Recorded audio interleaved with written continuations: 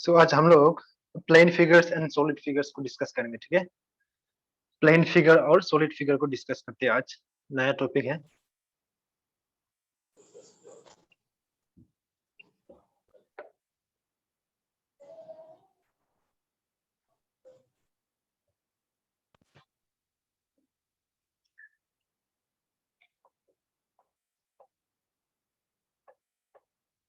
Screen दिखाई दे रहा है? नहीं सर, स्क्रीन विजिबल नहीं है? नहीं। Okay, wait. अच्छा, स्क्रीन शेयर नहीं किया।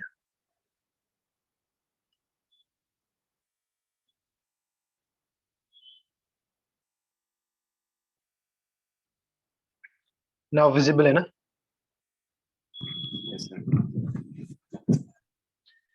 ठीक है। सो हम लोग plane figures and solid figures, ठीक है, दोनों का डिफरेंस देखते हैं क्या है।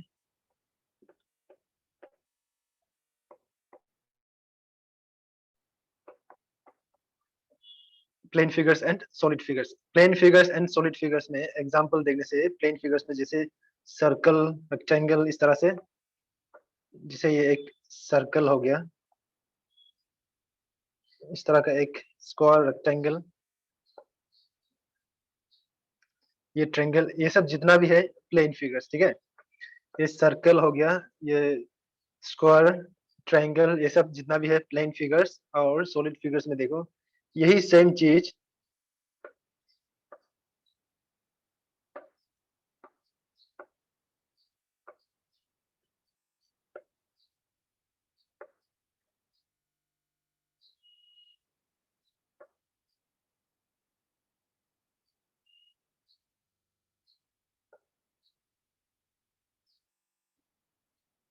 देखो यहाँ पे प्लेन फिगर्स हो गया ये rectangle, square, triangle and then circle. और सॉलिड फिगर्स में क्या हो गया, यही रेक्टेंगल, स्क्वायर को आप और एक डायरेक्शन पे इस तरह से इसको एक्सटेंड कर दो, देन ये बन गया एक सॉलिड फिगर। ये हो गया एक सॉलिड फिगर।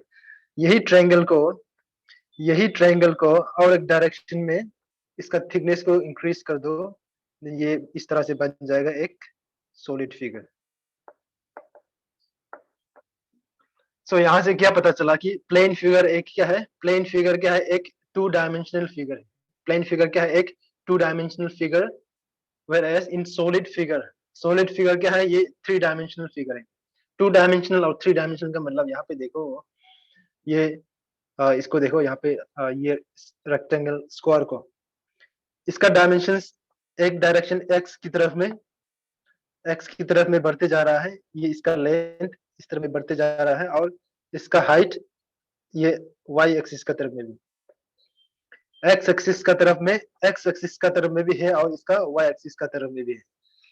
बट यहाँ पे एक्स एक्सिस का तरफ में भी है, एक्स एक्सिस की तरफ में ये जा रहा है, और वाई एक्सिस का तरफ में ये भी जा रहा है, और एक एक्सिस की तरफ में ये जेड एक्सिस, कौन सा एक्सिस, जेड एक्सिस का तरफ में भी ये थिकनेस जा रहा है। सो इसका लेंथ हो गया, इसका हाइट हो गया, और इसका कुछ ब्रेथ होगा, थिकनेस होगा, जो भी, ठीक है।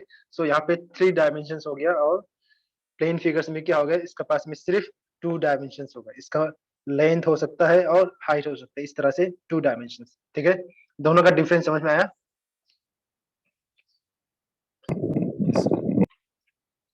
नाउ प्लेन फिगर्स को भी अलग से डिफरेंट डिफरेंट कैटेगरीज में डिवाइड किया गया है। प्लेन फिगर्स को डिफरेंट डिफरेंट कैटेगरीज में डिवाइड किया गया है, number based on number of उसका साइड्स कितना है, बेस्ड ऑन उसका शेप कैसा है, ठीक है ना। So triangle, quadrilateral, polygons and conic sections, ठीक है, ये टोटल मेन डिवीजन है। सो एक एक करके देखते हैं। ट्रायंगल्स ये क्लास में करा दिया था पहले, ऑफलाइन क्लास में करा दिया था, फिर भी और एक बार करा दे रहे हैं, अब देख लो, रिवीजन जैसे समझ लो। सो ट्रायंगल को भी अगेन फर्दर कुछ पार्ट्स में डिवाइड किया गया। उससे पहले ट्रायंगल क्या है देख लेते हैं। ट्रायंगल क्या है,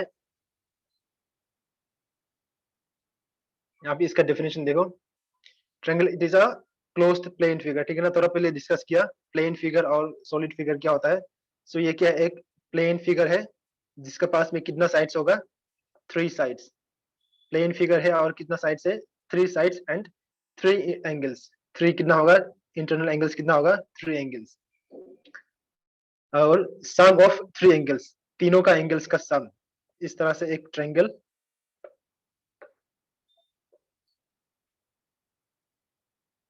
इस तरह से एक ट्रायंगल होगा, और एक साइड ये हो गया, दूसरा साइड ये, Rồi. दूसरा साइड ये, तीसरा साइड ये हो गया फर्स्ट एंगल x, ये हो गया second angle y, and then ये हो गया z थर्ड एंगल। ठीक है, सो 3 एंगल एंड 3 साइड्स समझ में आ गया। उसके बाद इसका इंटरनल एंगल्स का समेशन, इंटरनल एंगल्स का समेशन कितना होगा, हमेशा 180 डिग्री। कितना होगा, इंटरनल एंगल्स का समेशन कितना होगा, 180 डिग्री। मतलब ये x प्लस ये क्या होगा, ये x प्लस y प्लस ये z, तीनों को प्लस करने से हमेशा कितना होगा, x plus y plus z, तीनों को हमेशा प्लस करने से कितना आना चाहिए, 180 डिग्री आना चाहिए। ठीक है, ये इक्वेशन याद रख लो, यहाँ से बहुत कुछ बनेगा। ये हो गया। उसके बाद नेक्स्ट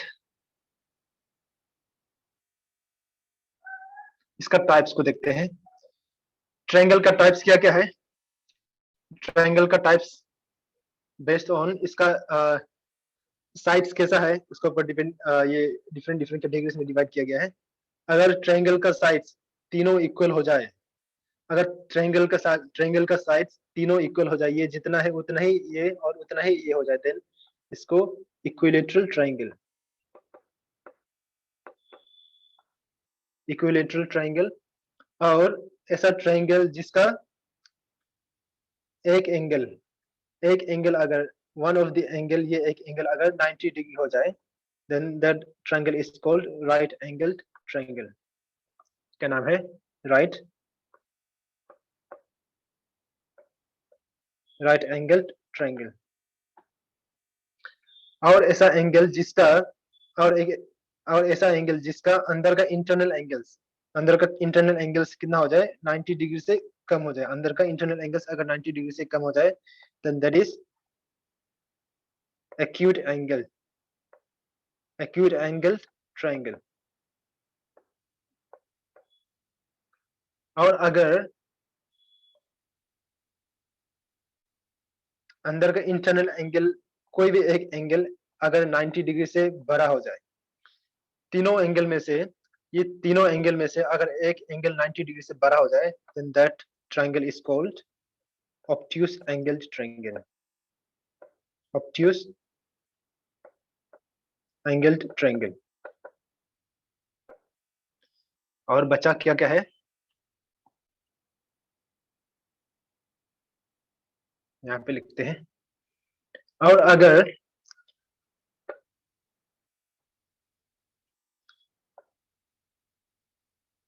इस तरह से एक ट्रायंगल और इसका कोई भी दो साइड्स इक्वल हो जाए, और इसका ऑपोजिट वाला, इसका जो ये साइड्स का ऑपोजिट वाला एंगल और ये साइड्स का ऑपोजिट वाला एंगल अगर दोनों इक्वल हो जाए, then that is called isosceles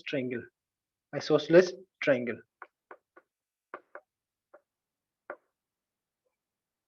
और एक ट्रायंगल बचा है, जहां पे क्या होगा,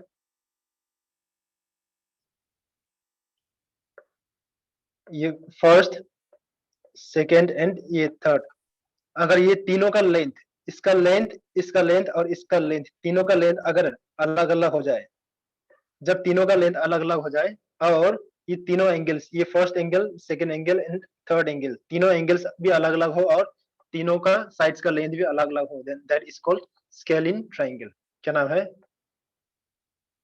स्केलिन ट्रायंगल। ठीक है, सो इसी चीज को यहाँ पे डिटेल में दिया हुआ है। इक्विलेटरल ट्रायंगल, यहाँ पे देखो, equilateral triangle, it is a triangle having all 3 sides equal, also all 3 angles equal। so तीनों एंगल अगर इक्वल हो जाए, मतलब यहाँ पे टोटल इंटरनल एंगल्स कितना होना चाहिए, 180 डिग्री। और 180 डिग्री में ये x y and z तीनों अगर इक्वल हो जाए, तो अंदर का ये जो इंटरनल एंगल कितना बनेगा 60 डिग्री बनेगा, किसका इक्विलेटरल ट्रायंगल का।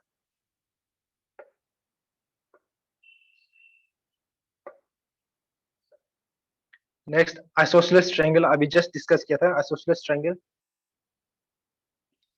ऐसा ट्रायंगल जहां पे टू साइड्स, इसका टू साइड्स इक्वल हो जाए और the angles opposite to this two sides भी इक्वल हो जाए, मतलब ये दो साइड दोनों इक्वल और ये साइड्स का ऑपोजिट वाला एंगल और ये साइड्स का ऑपोजिट वाला एंगल दोनों भी इक्वल हो जाए, then that such triangle is called isosceles triangle. Next, scalene triangle. Scalene triangle has all the three sides unequal in length.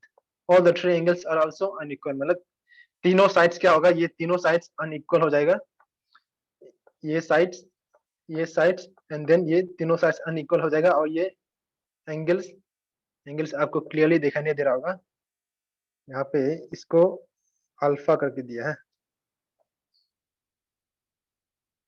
Alpha, इसको बीटा करके दे दिया, इसको ऐसा करके बीटा बोलते हैं और ये गामा। अगर आप अल्फा बीटा गामा में कंफ्यूज होने से आप सिंपली इसको आप एक्स भी लिख सकता है, वाई भी लिख सकता है और जेड भी लिख सकता है, ये आपका ऊपर, ये सिर्फ समझने के लिए, ठीक है। ये हो गया स्केलिन ट्रायंगल। उसके बाद next right angle triangle. Right angle triangle जहां पे एक एंगल क्या हो जाए which one of the angles is equal to 90 degree, 90 degree को ही राइट एंगल बोलता है। सो कोई भी एक एंगल 90 डिग्री हो जाए then that is called right angle triangle. और राइट एंगल ट्रायंगल में क्या है, दो आता है, एक हाइपोटेन्यूज बोल के आता है और हाइपोटेन्यूज बेस एंड उसका अपोजिट बोल के कुछ साइड्स भी आता है। देखो यहाँ पे इस तरह से राइट एंगल ट्रायंगल डायग्राम दिया गया, यहाँ पर देखते हैं। अच्छा यहाँ पे दिया हुआ है,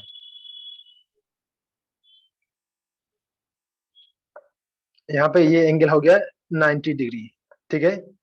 सो इसका 90 डिग्री का जस्ट अपोजिट वाला जो साइड से, इसी को ही हाइपोटेनियस बोलते हैं, हाइपोटेनियस, ठीक है।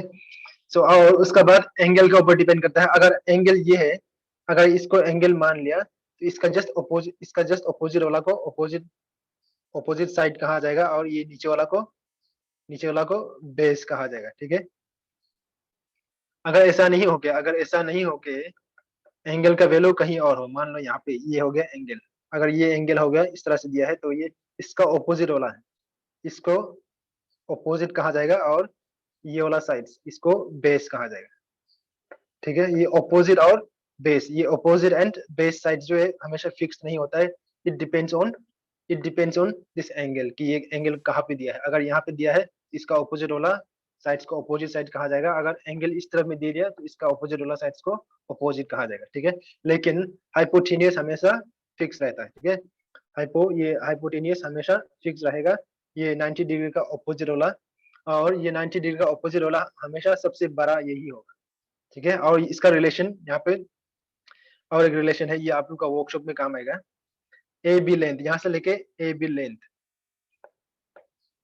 बी लेंथ का स्क्वायर कर दो और ये जो हाइट बताया ना BC को स्क्वायर कर दो और ये दोनों ये हाइपोटेन्यूस नाम क्या है, B एंड C, BC का स्क्वायर का बराबर होगा, ठीक है।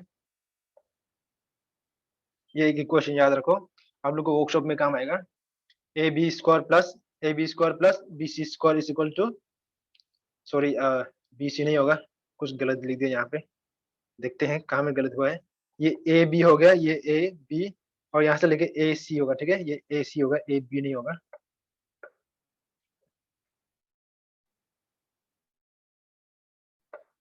ये AC होगा, AC square is equal to BC square, ठीक है। और यहीं पे इसी को फर्दर सोल्व करके ऐसा लिखा जा सकता है, BC is equal to root under AB square plus AC square, ये फर्दर और एक इक्वेशन बन गया।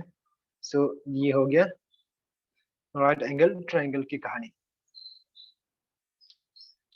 नेक्स्ट बचा कौन सा है, एक्यूट एंगल ट्रायंगल।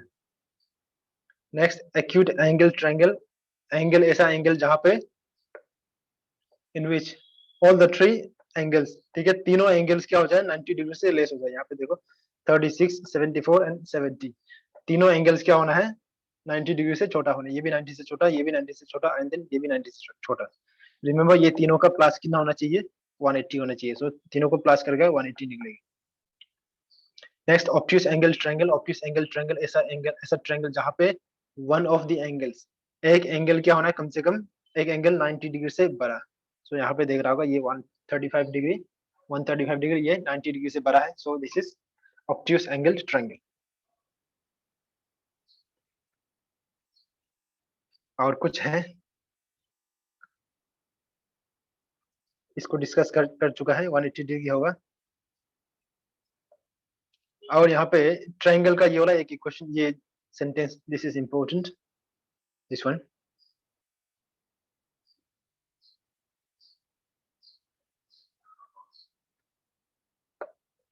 यहाँ पे देखो ट्रायंगल का 3 साइड्स, ये जो 1 side, first side, second side and third side. ये first, second and then third. जैसा भी हो, ये जो एक जो है मैक्सिमम होगा, लेकिन जैसा भी हो, जितना भी बड़ा हो, लेकिन ट्रायंगल है तो इसका ये जो फर्स्ट वाला और ये वाला दोनों का समेशन हमेशा इससे बड़ा ही होगा। फॉर एग्जांपल यहाँ पे ले लेते हैं A and B plus B and C ले लेते हैं, बी एंड सी। ये हमेशा किससे बड़ा होना चाहिए, ए और बी प्लस बी एंड सी हमेशा ये ए सी से बड़ा होगा। हमेशा किससे बड़ा होगा, ए सी से बड़ा होगा। और सिमिलरली लिख लो ए सी मतलब ये साइड्स और ये साइड्स को प्लस कर दो, A B plus A B, ये भी क्या होगा, हमेशा ये साइड से बड़ा होगा, ए सी से बड़ा। इस तरह से मतलब दो भी जो भी हो, ट्रायंगल का 2 साइड्स का सम, ट्रायंगल का क्या होगा, 2 साइड्स का समेशन जो हमेशा थर्ड साइड से बड़ा ही होगा। क्लियर? ट्रायंगल में कुछ डाउट है किसी को? डाउट नहीं होना चाहिए।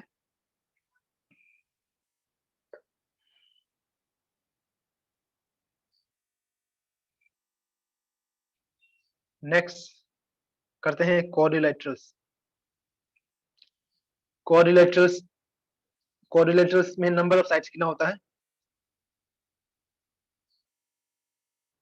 क्वाड्रिलेटरल्स में नंबर ऑफ साइड्स कितना होता है? 4 sides. 4 साइड्स, ठीक है, ये क्लास में किया था।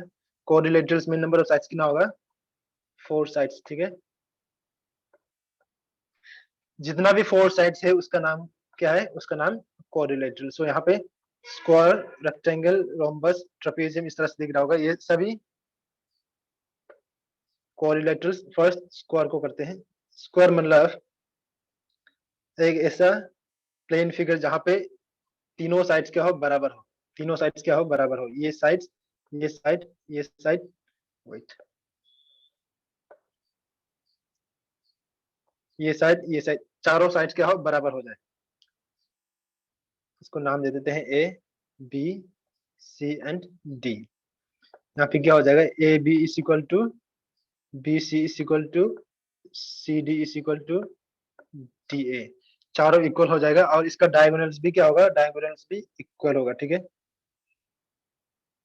इसका डायगोनल्स भी इक्वल हो जाएगा। A C is equal to B D, ये डायगोनल ए बी डी और ए सी, ये डायगोनल और ये वाला डायगोनल दोनों इक्वल हो जाएगा, इसी को लिखा है। और ये स्क्वायर का ये एंगल हमेशा 90 डिग्री होगा। क्या होगा, ये एंगल हमेशा 90 डिग्री। सभी का इंटरनल एंगल्स क्या होगा, हमेशा 90 डिग्री होगा, हमेशा 90 डिग्री। और क्वाड्रिलेटरल्स मतलब 4 साइड्स मतलब इधर देखो, इस तरह से ऐसा कुछ 4 साइड्स है। बताओ इसका इंटरनल एंगल्स कितना होगा, इसका इंटरनल एंगल्स कितना होगा क्वाड्रिलेटरल्स का? 360 कैसे हुआ? क्योंकि यहाँ पे देखो, अब यहाँ पे एक डायगोनल बना दिया तो 2 ट्रायंगल बन गया ना। ये फर्स्ट ट्रायंगल, फर्स्ट एक ट्रायंगल बन गया और ये सेकंड एक ट्रायंगल बन गया। सो ये ट्रायंगल का इंटरनल एंगल 180 होगा और ये इसका इंटरनल एंगल्स 180 होगा, सो दोनों मिलके 360 डिग्री, ठीक है। सिमिलरली रेक्टेंगल भी वही है, लेकिन क्या होगा, इसका एक साइड थोड़ा बड़ा हो जाएगा, इस तरह से अपोजिट साइड्स बराबर हो जाएगा,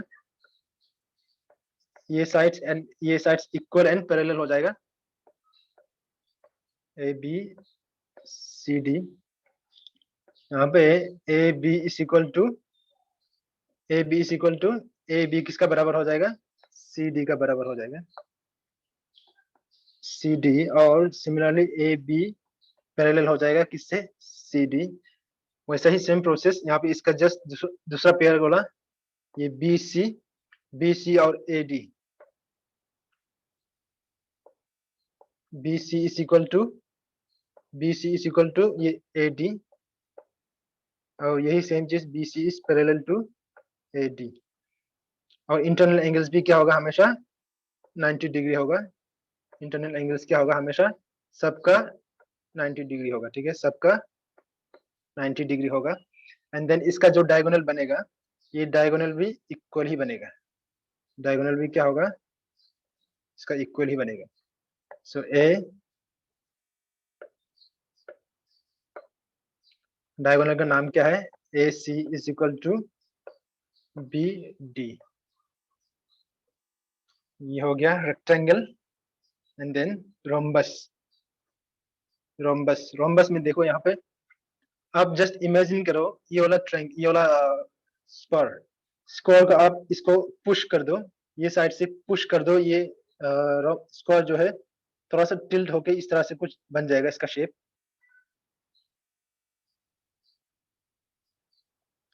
सो अभी जो नया शेप जो बना है, ये वाला स्क्वायर को आपने टिल्ट कर दिया, उसके बाद ये जो नया शेप बना, दैट इज रोम्बस। सो इसका नीचे में नया से एक डायग्राम बनाओ।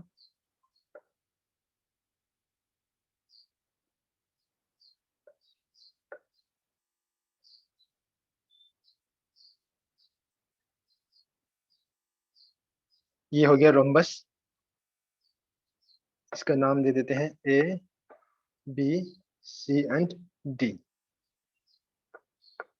ए B is equal to B C is equal to C D is equal to D D A, ये चारों इक्वल हो जाएगा, ये चारों लेंथ इक्वल हो जाएगा, लेकिन पैरेलल नहीं होगा, दोनों क्या चारों क्या होगा, पैरेलल नहीं होगा, ठीक है। उसके बाद इसका डायगोनल ए टू सी, ये लाइन और ये लाइन, यहाँ पे diagonal A C and diagonal B D, ये दोनों क्या होगा, दोनों एग्जैक्टली इक्वल नहीं होगा, दोनों क्या होगा, इक्वल नहीं होगा, A C is not equal to B D. और ये जो एंगल बनाएगा यहाँ पे, ये angle is equal to this angle is equal to this angle. अब यहाँ पे कंफ्यूज नहीं होना है, ये चारों एंगल इक्वल नहीं है, ठीक है, चारों एंगल इक्वल नहीं है, लेकिन opposite pair of angles are equal. यहाँ पे एंगल, इसका नाम दे दो angle A is always equal to angle C, इसका नाम एंगल सी दे दो, एंगल सी। और ये एंगल बी, ये वाला angle B is equal to angle D, angle B is equal to angle D, ये हो गया रोम्बस। और नेक्स्ट ट्रपेजियम ऐसा क्वाड्रिलेटरल, मतलब चार साइड्स होगा, जहाँ पे अपोजिट साइड्स क्या हो जाना है, one pair of opposite sides क्या होगा, इक्वल हो जाएगा, सॉरी पैरेलल हो जाएगा, मतलब ये एक हो गया और दूसरा ये, दोनों पैरेलल हो गया। ये third and fourth side equal हो भी सकता है, नहीं भी हो सकता है, ठीक है ना, ये थर्ड साइड जो है इक्वल हो भी सकता है, नहीं भी हो सकता है। इसका नाम A B C and D. A B मतलब ये वाला line A B is parallel to D C parallel होगा। और ये जो साइड जो बनाए हैं, ये ए डी में और may not be equal. AD में और may not be equal to BC. यहाँ पे ये AD और ये BC कभी कभी इक्वल भी हो सकता है, कभी कभी इक्वल नहीं भी हो सकता है। यहाँ पे इक्वल जैसा लग रहा होगा, और एक डायग्राम बनाते हैं इस तरह से, और एक लाइन यहाँ पे इस तरह से बना देते हैं। ये बना दिया, तो अभी ये जो बना है, अभी ये वाला इसका नाम दे देते हैं E.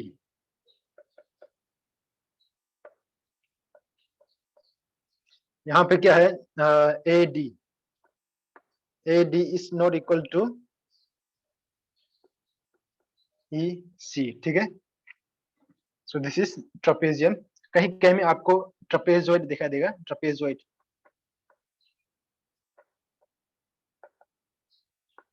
दिखाई देगा। ये कंफ्यूज नहीं होना है, ये ब्रिटेन इंग्लिश है, और ये जो ट्रापेजॉइड जो है ये अमेरिकन इंग्लिश है, ठीक है। तो हम लोग इंडिया में ब्रिटेन इंग्लिश फॉलो करते हैं, इसलिए दिस इज ट्रापेजियम। क्वाड्रिलेटरल्स में कोई डाउट किसी को?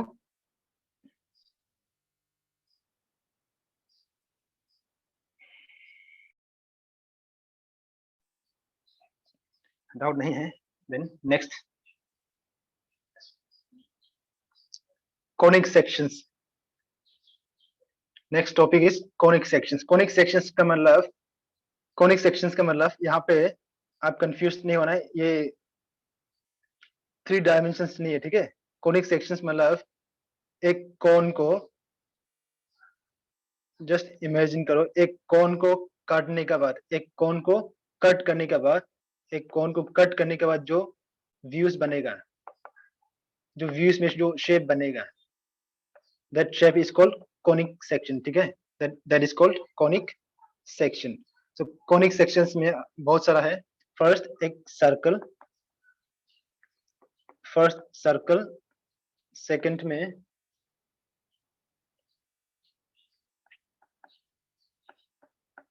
ellipse, थर्ड पैराबोला,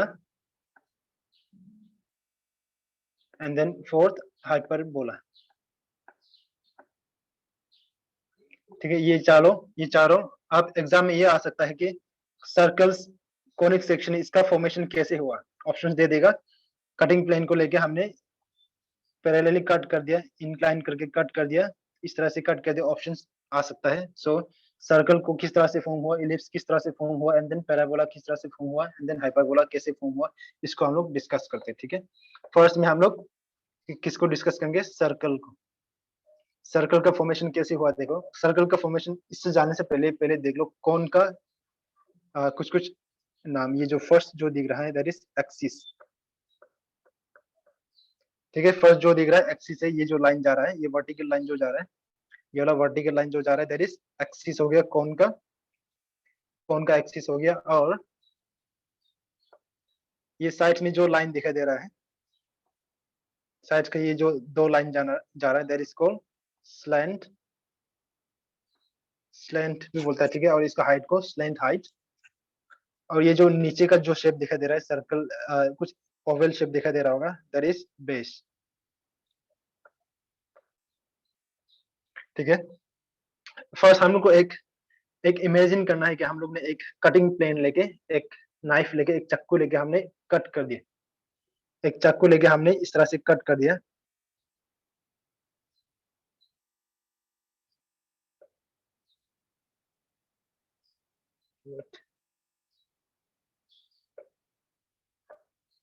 एक नाइफ लेके हमने इस तरह से कट कर दिया, ठीक है। और लास्ट का लाइन क्या होगा, लास्ट का लाइन मोटा होना चाहिए। कटिंग प्लेन का लास्ट लाइन मोटा से इंडिकेट किया जाता है। सो इस तरह से हमने कट कर दिया, मतलब कटिंग प्लेन अभी क्या है, कटिंग प्लेन कैसे जा रहा है, ये कटिंग प्लेन जो है ये नीचे बेस का पैरेलल जा रहा है, ठीक है। बेस का पैरेलल जा रहा है। उसके बाद इसका शेप जो बनेगा,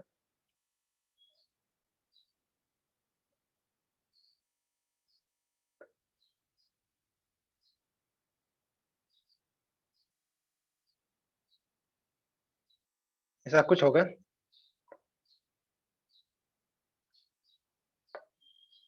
इसको आप ऊपर वाला पोर्शन को निकाल दो, ये ऊपर का वाला को निकाल दिया आपने, और नीचे का रिमेनिंग बच गया कुछ इस तरह से शेप।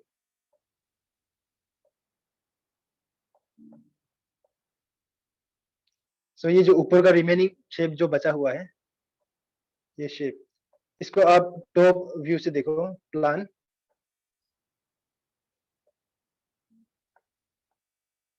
आप ऊपर से देखो, इसका शेप जो है आपको सर्कल का शेप, एक शेप दिखाई देगा, एक इस तरह से राउंड शेप दिखाई देगा। दैट शेप इज कॉल्ड, इसी का नाम क्या रखा गया है, सर्कल। ठीक है, ये शेप जो बना है that is circle.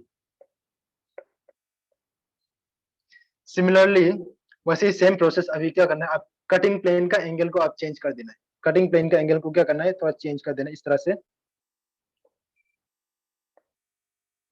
Cutting plane का एंगल को इस तरह से चेंज कर दिया आपने। उसके बाद यहाँ पे इसका शेप बनेगा, इस तरह से कट कर देगा। आगे का ये वाला था, ठीक है ना, अभी का ये वाला सरफेस।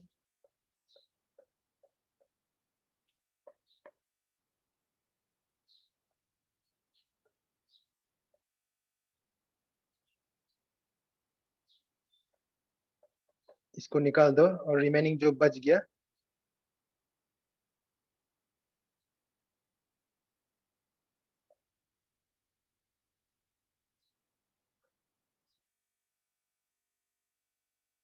ये जो बच गया ये शेप, इसको आप ये प्लेन का परपेंडिकुलरली आप व्यू करो, इसका व्यू। ठीक है, इसको आप व्यू करना है परपेंडिकुलरली, ये प्लेन का परपेंडिकुलरली व्यू करो, देखो तो इसका शेप ऐसा कुछ बनेगा। ठीक है, so that shape is called ellipse. इसका नाम क्या है,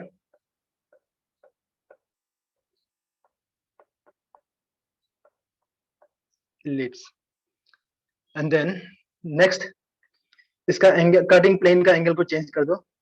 यहाँ पे ये जो लास्ट में कटिंग प्लेन को मोटा लाइन से दिखाना है, इसको भूलना नहीं।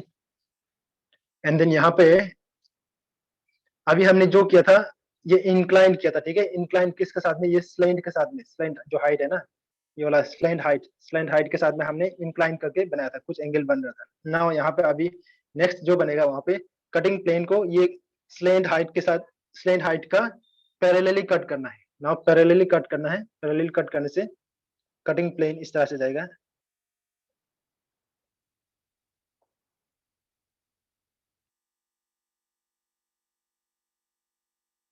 और यहाँ पे जो बनेगा,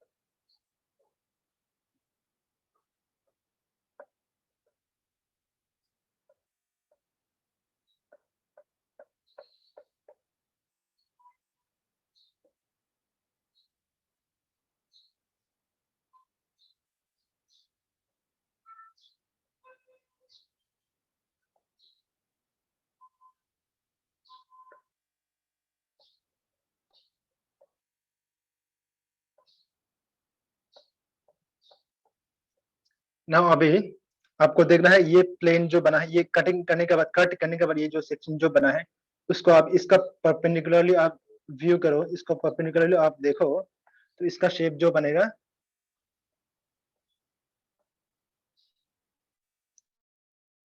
कुछ इस तरह से बनेगा। So that shape is called, इसका नाम क्या है,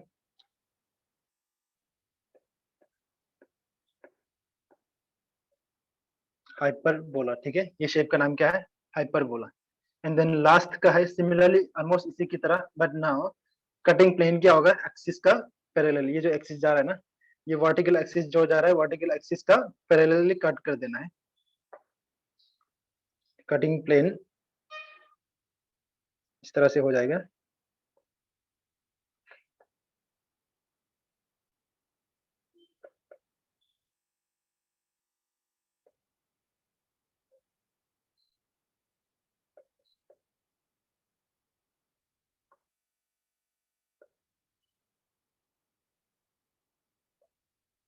इस तरह से कट करना है पैरेलली, एक्सिस का पैरेलली कट करना है।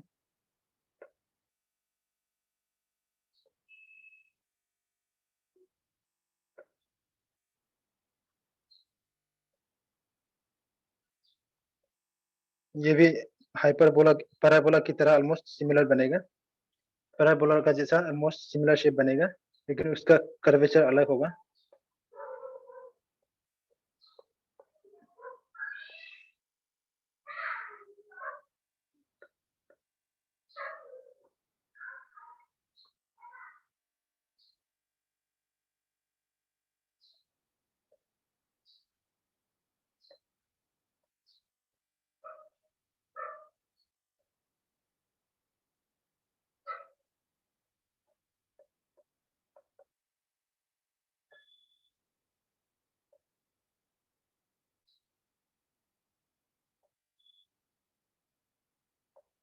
इस तरह से ये शेप बनेगा।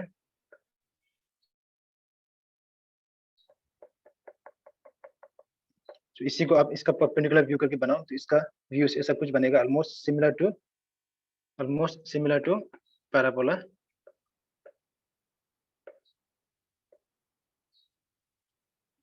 ये जो शेप बना है that curvature, that curve is called hyperbola. ठीक है, कुछ डाउट है किसी को यहाँ पे?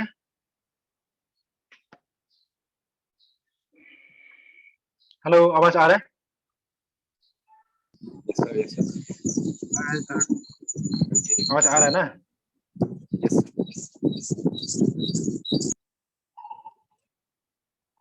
नाउ नेक्स्ट ऑलमोस्ट हो चुका ऑलमोस्ट। नाउ इसको देखते हैं, कुछ पॉइंट्स इसका सर्कल्स का कुछ पार्ट्स, कुछ नाम देख लेते हैं।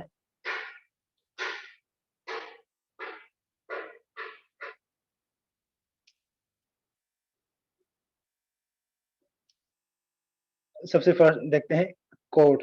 ठीक है, कोड एक स्ट्रेट लाइन होगा, एक क्या होगा, एक स्ट्रेट लाइन। कोड एक स्ट्रेट लाइन होगा जो सर्कल का सरकमफरेंस में, कोड क्या है, एक स्ट्रेट लाइन होगा जो सर्कल का सरकमफरेंस में दो जगह पे कट करेगा। कितना जगह पे? 2 पॉइंट पे कट करेगा और स्ट्रेट लाइन होगा, दैट इज कॉल्ड कोड। ठीक है, सो एक सर्कल में बहुत सारा कोड बनाया जा सकता है, या इस तरह से कोड इस बनाया जा सकता है, बहुत सारा कोड। सो उसमें से ये एक डायमीटर जो बन रहा है सर्कल का, ये वाला, ये भी एक कोड है, ये भी एक कोड है, लेकिन एक सर्कल का सबसे बड़ा, सबसे लॉन्गेस्ट कोड, सबसे लॉन्गेस्ट कोड क्या है?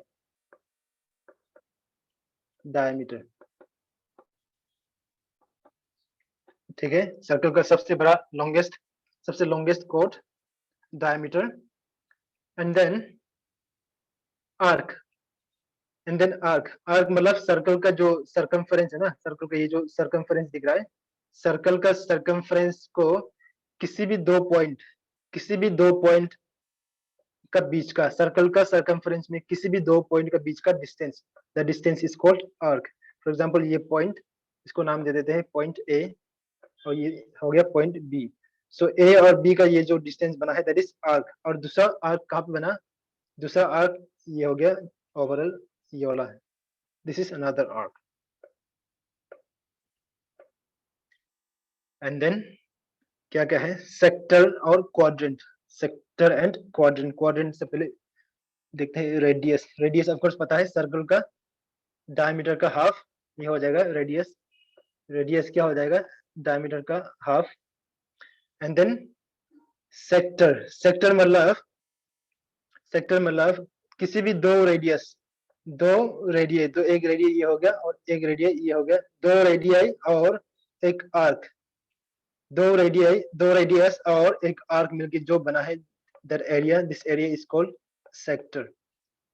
और अनदर सेक्टर बना है वो ये हो गया, ये पूरा एरिया रेड वाला पोर्शन जो दिख रहा है that is another sector.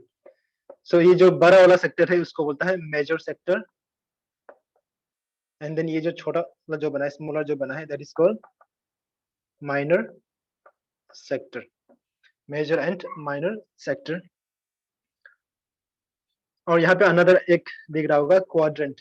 Quadrant मतलब सेक्टर ही है क्वाड्रेंट, लेकिन क्या होगा दोनों रेडियस का बीच में, क्या होगा, अभी हमने जो ये जो दो रेडियस बनाया उसका बीच में एंगल 90 डिग्री से कम था, लेकिन ना अगर एग्जैक्टली 90 डिग्री हो जाए, दोनों रेडियस के बीच में एग्जैक्टली 90 डिग्री हो जाए, इस तरह से यहाँ पे ये दोनों का बीच में 90 डिग्री हो गया, सो इसका वजह से जो बना, जो सेक्टर बना, that sector is called quadrant, इसका नाम क्या है, क्वाड्रेंट, ठीक है। नाउ सेगमेंट, नेक्स्ट क्या है, सेगमेंट। सेगमेंट मतलब जब एक कोड, ठीक है ना, कोड जो है एक सर्कल को, कोड से आप सेपरेट कर दो सर्कल को, ये जो पोर्शन बना that is called segment. Segment एक माइनर होगा और एक मेजर होगा, ये वाला जो है एक सेगमेंट बना that is minor segment, minor segment, and ये वाला जो बना है दैट इज मेजर सेगमेंट, ठीक है।